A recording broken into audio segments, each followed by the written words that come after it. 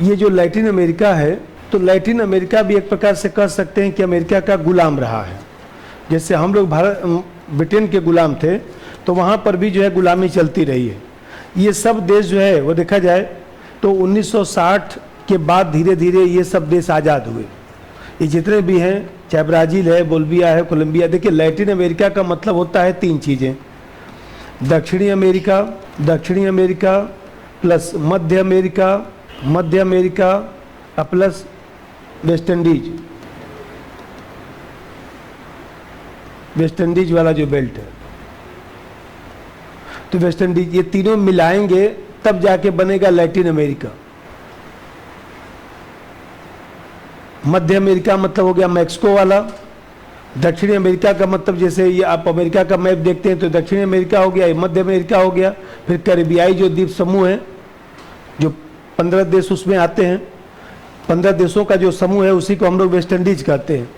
तब जानते हैं कि इस तरह से जो पूरा बनता है उसको हम लोग लैटिन अमेरिका कहते हैं।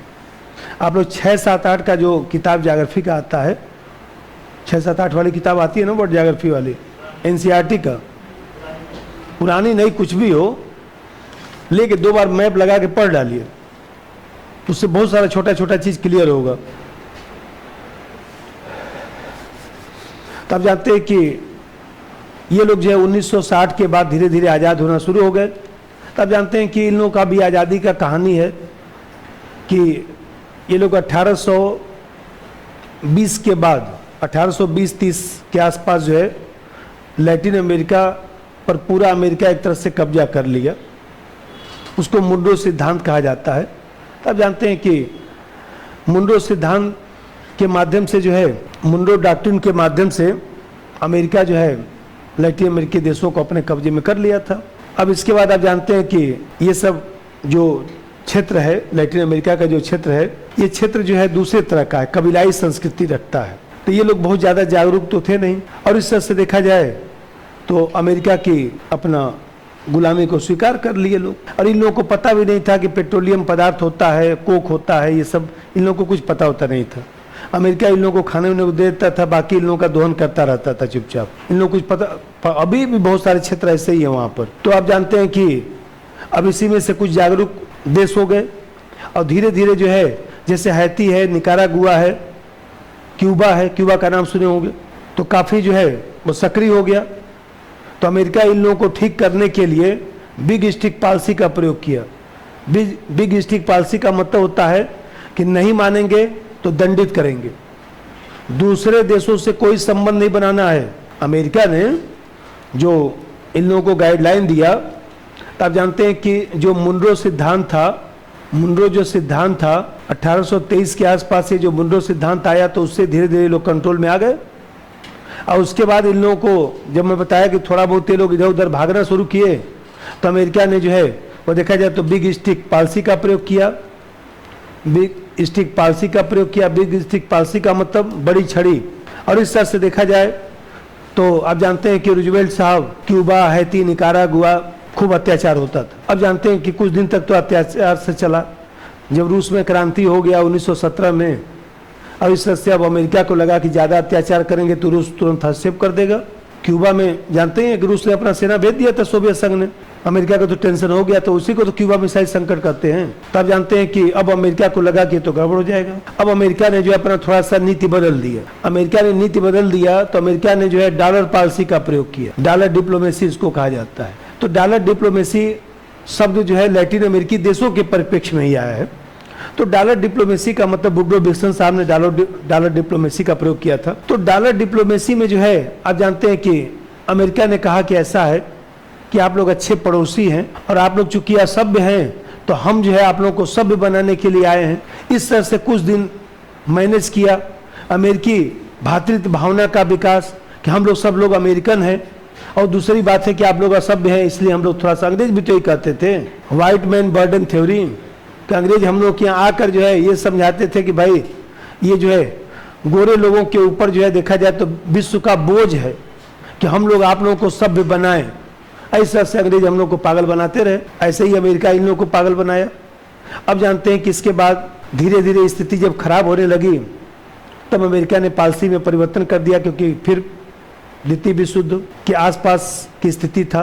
तो गुड नेबर पॉलिसी का प्रयोग जो है रूजवेल्ट साहब ने किया। अब जानते हैं रूजवेल्ट साहब 3 बार राष्ट्रपति रहे ना, वहाँ पर सबसे ज़्यादा वही राष्ट्रपति रहे। उन्हीं के बाद ही तो 2 बार वाला नियम बना कि 2 बार से ज़्यादा कोई राष्ट्रपति नहीं रहेगा, क्योंकि रूजवेल्ट साहब चौथी बार भी राष्ट्रपति बन जाते, चौथी बार भी राष्ट्रपति वह बन जाते। और दूसरे लोगों ने कहा कि अरे भाई नियम बनाइए, इनको विदाई करिए की। तो गुड नेबर पॉलिसी का प्रयोग हुआ। Good neighbour policy, good neighbour policy का मतलब ये हुआ कि अच्छे पड़ोसी देश।